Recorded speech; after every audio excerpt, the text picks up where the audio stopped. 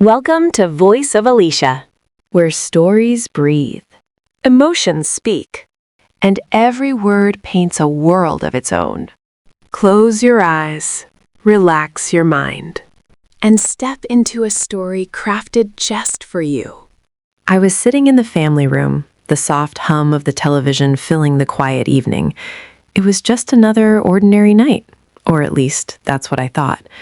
I had settled into my usual spot on the worn-out armchair, a cup of tea steaming on the side table. The world outside had gone dark, but inside, the glow of the TV felt like a small comfort. That was until he walked in. He didn't say anything at first. He just stood there in the doorway, arms crossed, eyes fixed on me. I could feel a shift in the air, like a storm building silently. And then, without warning, he reached over and turned off the television. The screen went black, and in that sudden silence, the sound of my heartbeat seemed deafening.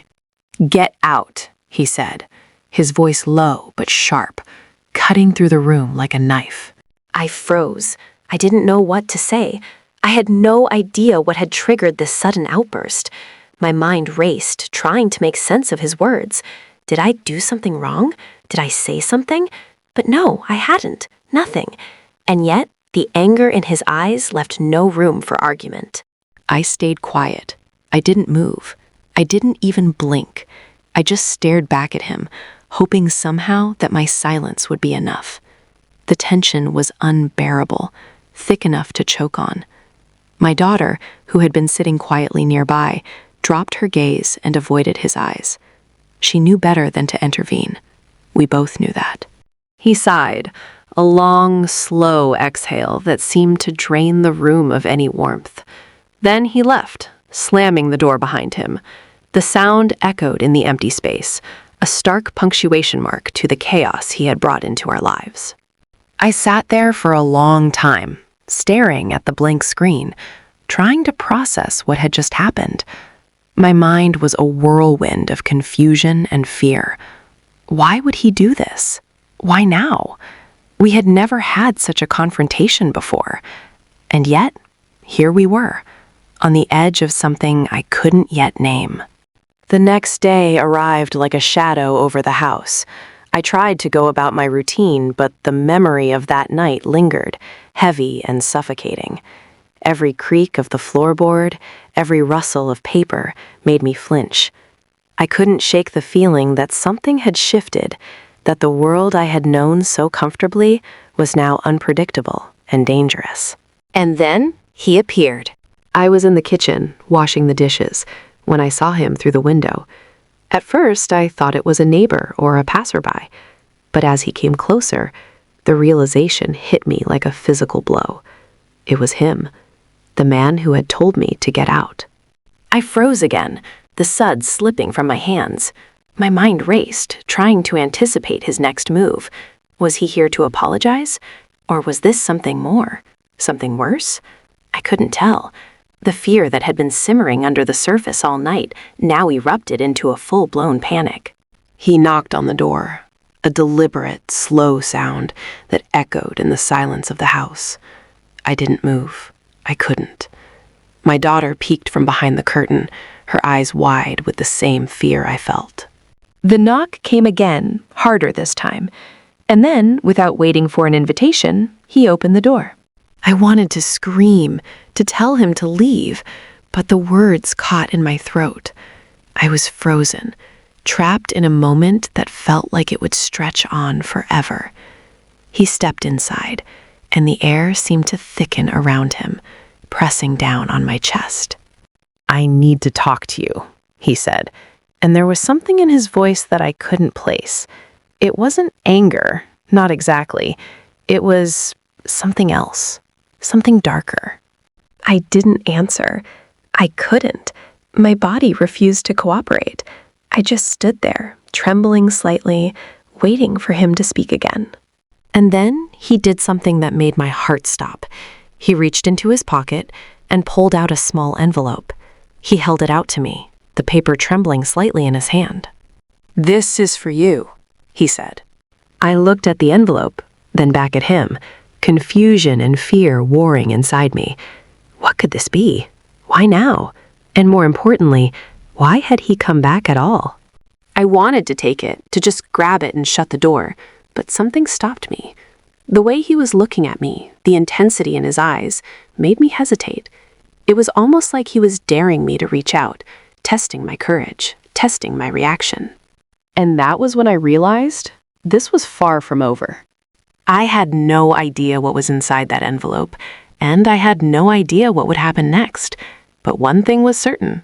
My life was about to change in ways I could never have imagined. As I reached for the envelope, my hand shook. I didn't know whether to hope or to fear. And in that moment, I understood something terrifying. Once the door had been opened, there was no going back. The envelope was light, almost fragile, but the weight it carried in my hands was heavier than anything I had ever felt. My fingers trembled as I traced the edges, hesitant to open it. I could feel his eyes on me, unblinking, as if he were waiting for some signal, some reaction that I didn't know I could give. The silence in the room was deafening. Finally, I tore the flap open. Inside was a single sheet of paper. No card, no letterhead, just plain white paper. I unfolded it carefully, almost ritualistically, and my heart skipped a beat as I read the first line. "I know what you did." My stomach dropped. I dropped the envelope onto the counter, my mind spinning. What did he mean? What had I done that he knew about? My mind raced through every possible scenario, every forgotten conversation, every mistake I had ever made. Nothing seemed to fit. He stepped closer, and I instinctively took a step back. My back hit the edge of the counter, and I realized I was trapped. Not physically, but emotionally, mentally. His presence was suffocating. "I've been trying to reach you for a long time," he said. His voice was calm now, almost eerily so, but the calmness made it worse. It was the calm before a storm. "You don't know me, not really, but you will. Soon." I wanted to ask him to leave, to tell him he had no right to come here, to demand answers, but the words caught in my throat. I felt a strange mixture of fear and curiosity. What did he know, and why was it so important? I glanced at my daughter, who was still watching from the curtain, her small hands gripping the fabric tightly. She didn't say anything, but her wide eyes mirrored the fear I felt inside. We were both trapped in a moment that felt like it stretched on forever. He slid the envelope across the counter toward me. "You need to read it. All of it. Don't stop at the first line." I hesitated. Every instinct screamed at me to run, to close the door and hide. But something, some small, irrational part of me, wanted to know. I picked up the paper again, my hands shaking so violently that I could barely hold it. The next lines were even more disturbing. "You've been watched. Every move you make, every decision, every secret, nothing is hidden anymore. And now, the choice is yours. Face the consequences, or ignore them and hope they disappear. But they won't disappear. They never do." I felt a chill run down my spine. My pulse was racing. Who was watching me? How could he know? And what consequences was he talking about? My mind was reeling, trying to make sense of a situation that made no sense at all. "I don't understand," I whispered, my voice barely audible. "You will," he replied. "You'll understand soon enough, but you need to be ready. They're coming, and it's closer than you think." I dropped the envelope again, the paper falling to the floor. He stepped over it, his shoes silent on the wooden floor. He stopped just a few feet away from me, his eyes locked onto mine. There was an intensity there that I couldn't ignore, a force that made me feel like I was standing on the edge of something terrifying. "I have to go now," he said suddenly, almost casually. "But I'll be back, and next time, it won't just be words." Before I could respond, he turned and left. The door closed softly behind him, leaving me in stunned silence. I sank to the floor, the envelope forgotten, the words on that paper burning in my mind. For the rest of the day, I couldn't think of anything else. Every sound made me jump. Every shadow seemed to move with a life of its own. My daughter didn't speak much either, and I could see the fear in her eyes growing by the hour. I tried to call a friend, anyone who could help me make sense of this, but my hands were shaking too much to dial the number. And even if I did, what would I say? A strange man came to my house and left me a threatening note? It sounded insane even to me. Night came, and sleep was impossible. I lay in bed, staring at the ceiling, imagining all the possible scenarios. What did he mean by their coming? Who was watching me? And why had he targeted me, of all people? Then, just when I thought I couldn't feel more anxious, I heard it. A soft knock at the window. My heart stopped. I froze, barely breathing, listening. There it was again, faint but unmistakable. Someone was outside. I got up slowly, every muscle in my body trembling. I moved toward the window, careful not to make a sound. I peeked through the blinds, my breath catching in my throat. Nothing, just the empty street outside, bathed in the pale glow of the streetlights. I shook my head, trying to convince myself it was just my imagination. But then I noticed something on the ground, a small piece of paper, fluttering slightly in the night breeze. I opened the window carefully and picked it up. My hands shook violently as I unfolded it. You didn't listen. I warned you. I gasped and dropped the note, my mind racing. How had it gotten there? Who had left it? And what did it mean? I backed away from the window, my heart pounding so hard I thought it might burst. Every instinct screamed at me to call the police, to lock every door, to hide. But a small, stubborn part of me wanted answers. I had to know who he was and why he had come into my life so suddenly. And deep down, I knew this was only the beginning. The next morning, the sunlight streaming through the curtains did nothing to ease the sense of dread that had settled over me. I felt like a ghost moving through my own home, my every step heavy, my thoughts spiraling out of control. The envelope, the note, the man, everything from the previous night replayed in my mind like a nightmare I couldn't wake from. I tried to go about my day, attempting to act normal for my daughter's sake, but even the simplest tasks felt impossible. Making breakfast, tidying the kitchen, even just walking from one room to another seemed filled with peril. Every creak of the floorboards, every gust of wind rattling the windows made me flinch. I was constantly on edge, and I knew my daughter sensed it too. Then the phone rang. I jumped so hard that I nearly dropped it. The caller ID was unknown. My heart skipped a beat, a cold sweat breaking out on my forehead.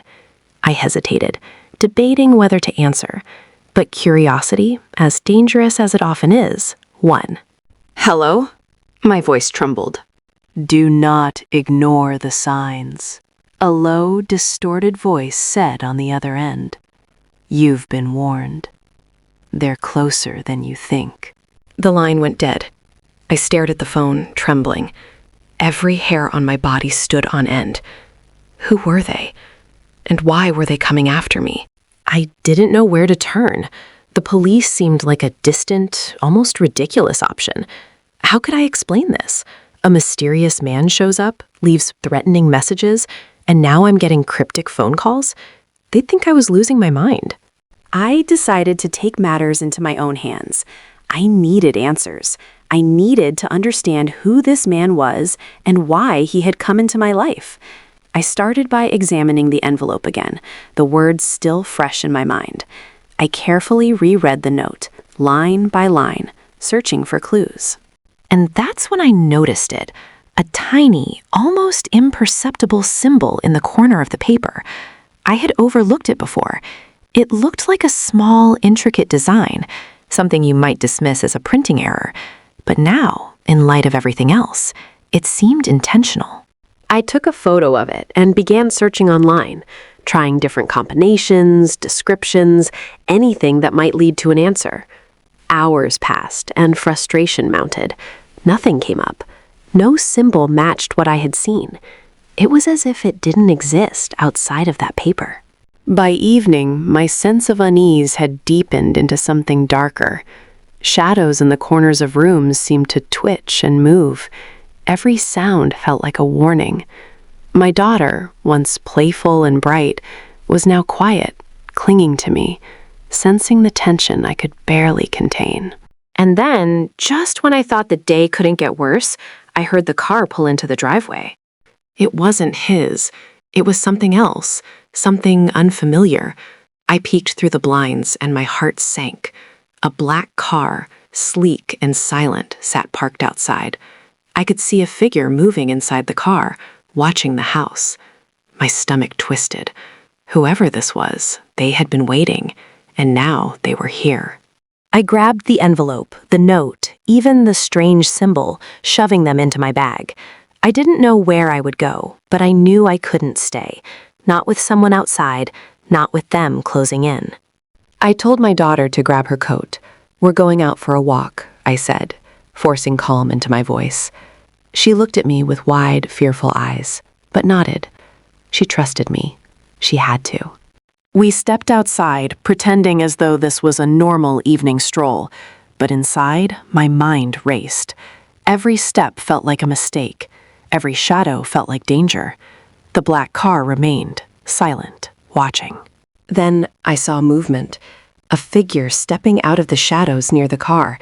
They were tall, wearing a hood that obscured their face. My breath caught in my throat. My daughter clung to my hand, sensing my fear.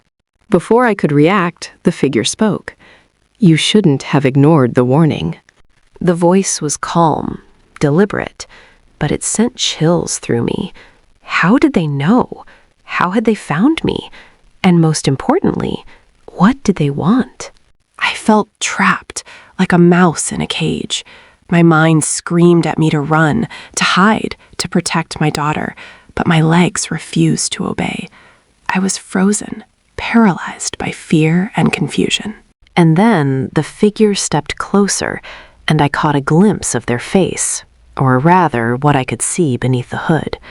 It wasn't fully visible, but it was enough to make my blood run cold. There was a familiarity, a sense that I had seen this person before, somewhere. But where?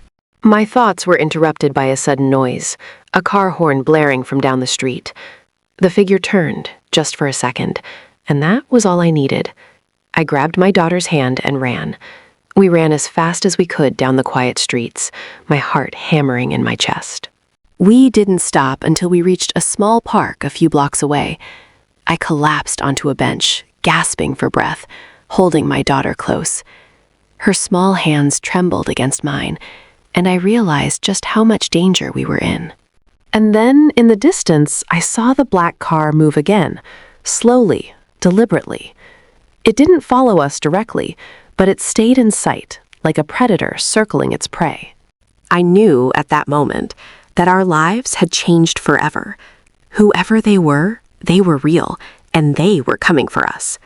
And the man from yesterday, he wasn't just a messenger. He was a warning. We stayed on that park bench for what felt like hours, though in reality it was probably only minutes. Every sound around us, the distant hum of traffic, a dog barking, leaves rustling in the wind, felt amplified, each one a potential threat. I clutched my daughter's hand tightly, feeling the tremor in her fingers, and I realized just how alone we truly were. The black car hadn't moved. It remained in the distance, like a shadow that refused to leave. Whoever was inside wasn't just watching. They were studying us, learning our patterns, waiting for the perfect moment. I had seen enough thrillers to know that patience in predators often meant danger. I pulled out the envelope from my bag. Its presence suddenly felt heavier, more dangerous. I read through the note again, trying to find any clue I might have missed, anything that could tell me why this was happening. The symbol in the corner stared back at me, intricate and mysterious, as though it held secrets I wasn't yet ready to understand. "Mom? What's happening?" my daughter asked softly, her voice trembling. I swallowed hard. I didn't know how to explain it.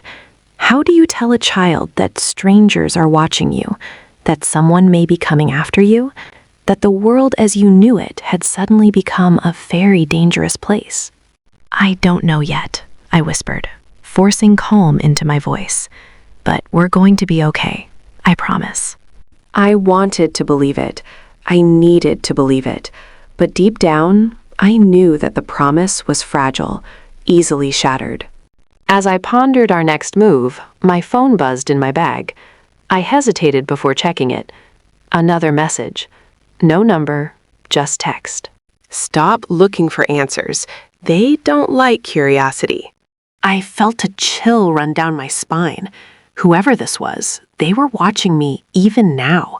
There was no safety, no distance, no escape. My heart pounded, my mind raced. And then I realized something terrifying. The man who had delivered the envelope hadn't come to protect me. He hadn't even come to threaten me directly. He had come to warn me. But about what exactly? I looked up. The black car was gone. My relief was brief. Within seconds, I saw it reappear, moving silently toward us again. Panic surged through me. I grabbed my daughter's hand, pulling her up. "We have to move," I said urgently.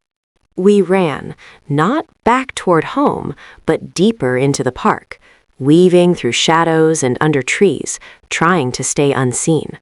The car slowed, as if anticipating our moves, never too close, never leaving our sight.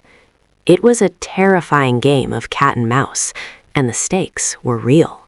Then the hooded figure appeared again, emerging from behind a tree near the path we had just passed. I froze, and so did my daughter.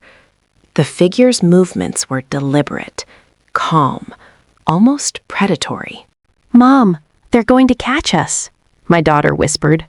I shook my head, trying to steady my own fear. "We can't let them. Not yet. We have to keep moving." The figure lifted a hand, pointing toward us. I could barely make out the face under the hood.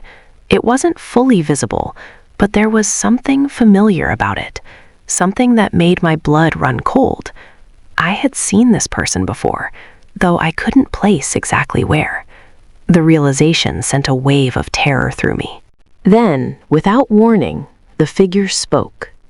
"You have something that doesn't belong to you," the voice said, low and deliberate. "Give it back, and maybe you'll survive this." My heart stopped. The envelope, the note, the symbol.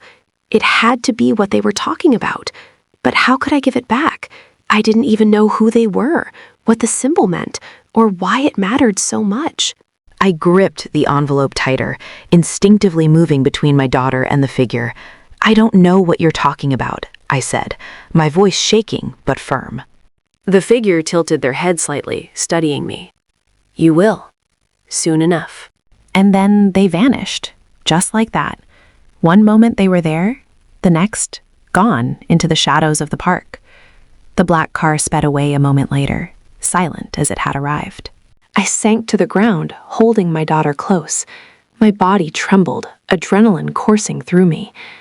I realized with a sinking feeling that we had survived, but only temporarily. Whoever these people were, whatever they wanted, it wasn't over, not by a long shot. That night, we returned home, barricading doors and windows as best we could.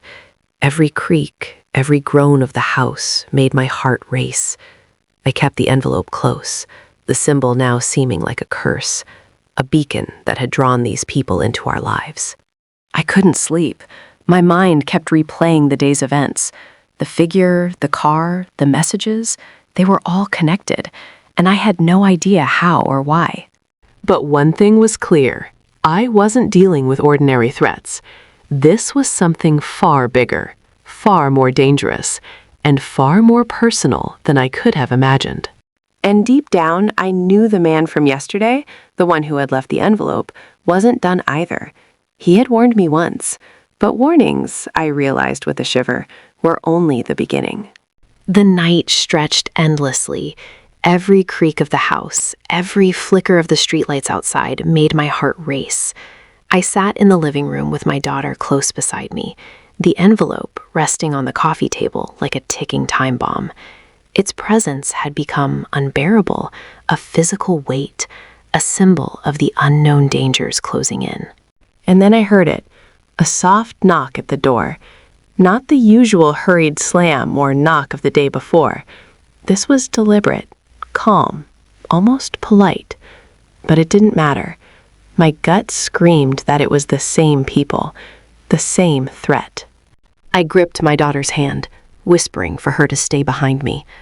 The man from yesterday, the one who had left the envelope, had warned me once, but nothing could have prepared me for this. Whoever was outside wanted the envelope, and I realized, with a sick feeling in my stomach, that they would stop at nothing to get it. I took a deep breath, steeling myself. If this was going to end tonight, I had to face it. I opened the door slowly. The hooded figure stood there, calm, silent, their presence heavy and suffocating. Behind them, a car waited, engine silent, like a predator ready to strike. "You have it," they said, voice low, deliberate. "The symbol, it doesn't belong to you. Hand it over." I shook my head. I don't know what it is. I don't know why it matters. My voice wavered, but I stood my ground, the envelope clutched to my chest. The figure sighed, a sound that was almost human. "You think ignorance will save you? It won't. The man who brought it here warned you, but you didn't listen. And now, you're part of it." My mind spun. Part of what? I had no answers, only fear and confusion. And then, suddenly, the hood dropped back, revealing a face, an older man, familiar. I froze. It was him, the man from yesterday. But something was different. His calm, warning presence had transformed into something harder, sharper, more dangerous. The man I thought was a messenger was part of this, too. "You're in danger because of this," he said, gesturing to the envelope. "But it's not just danger. It's a choice. You can give it up, and maybe you'll live. Or you can keep it and face the consequences." What is it?" I asked, trembling. "Why me? Why now?" He looked at me with an intensity that pierced my soul. "That symbol is not ordinary.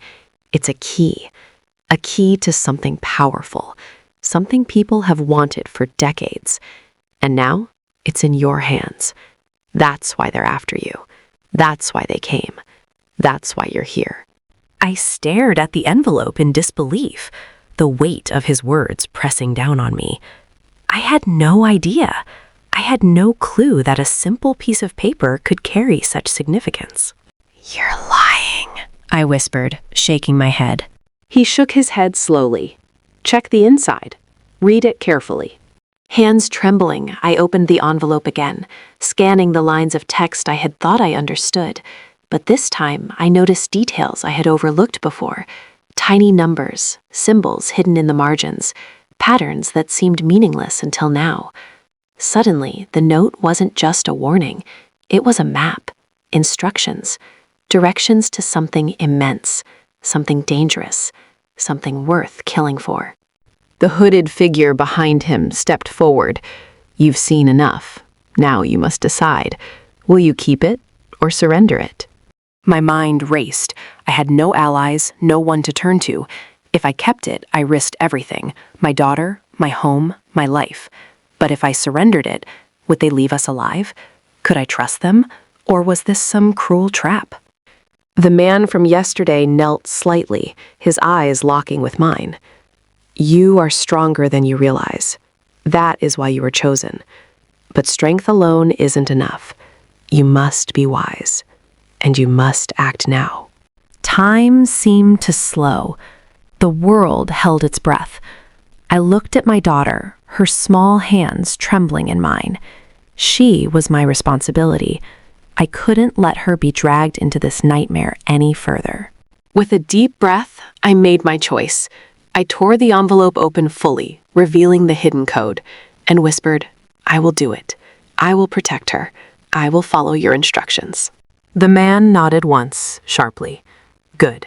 You've chosen wisely, but remember, this is only the beginning. The people after this, they won't stop easily, and some things cannot be undone. You must prepare. The hooded figure stepped back, slipping silently into the shadows. The car's engine roared to life, tires crunching against the gravel driveway, and then it was gone, disappearing as mysteriously as it had arrived. I stood there, holding my daughter close, my body trembling with relief and fear. The man remained a moment longer, watching me, then turned and walked away into the night. I didn't know who he was, or if I would ever see him again. I didn't know the full extent of what the symbol represented, or what dangers were still ahead. But I knew one thing. Our lives had changed forever.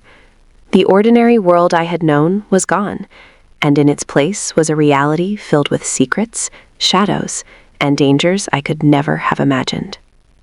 As I locked the door behind me and held my daughter close, I realized something terrifying and empowering. We had survived, for now, and whatever came next, we would face it together. Because sometimes the only way to survive the darkness is to step into it. Thank you for spending your time with Alicia. If this story moved you, let your support be felt. Like, share, and subscribe. Your presence inspires the next tale. Until our voices meet again. Stay calm, stay curious, and keep dreaming.